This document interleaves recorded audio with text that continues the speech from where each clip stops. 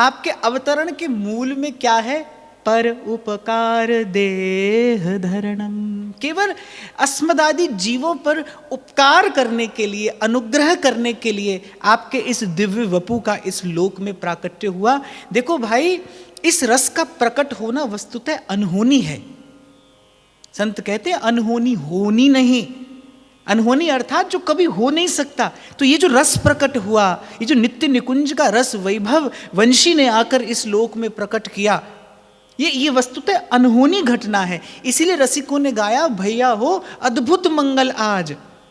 ये अद्भुत मंगल है, न कभी हुआ और न फिर कभी पुनः होगा, कि बस कृपा के परवश होकर, कृपा के परवश होकर सखियों की, सहचरियों की कृपा से ये बानक बना, ये भूमिका बनी, वंशी का प्राकट्य हुआ, वंशी का अवतरण हुआ। और वो रस, वो वृंदावन रस जो सबको सारा और नित सर्वोपरि जुगल विहारा, वो वृंदावन रस जो वस्तुतः आगम निगम अगोचर है। व्यास जी कह रहे हैं ना, आगम निगम अगोचर राधे। ये कौन सी राधा हैं जिनका रस, जिनकी क्रीड़ा, जिनकी केली इस वंशी ने इस लोक में आकर प्रवाहित की है, प्रवाहमान हुई ये धारा। ये कौन सी राधा है? आगम निगम अगोचर राधे।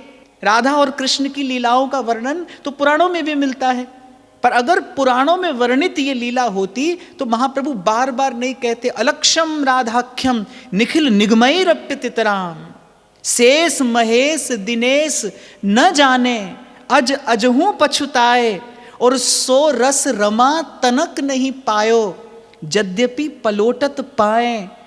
और फिर श्री नंददास जी कहते हैं, श्री वृषभानु सुता पद अंबुज जिनके सदा सहाय, यही रस मगन रहत ते निस दिन नंददास बलि जाए, नंददास बलि जाए। तो भाई ये अनहोनी घटना घटी, ये होना नहीं था पर हो गया।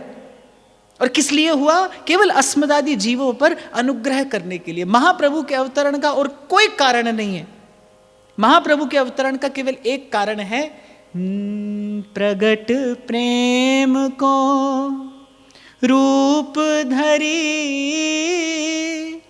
श्री हरिवंश उदार, श्री वृंदावन रस कहन को प्रकट धरो अवतार।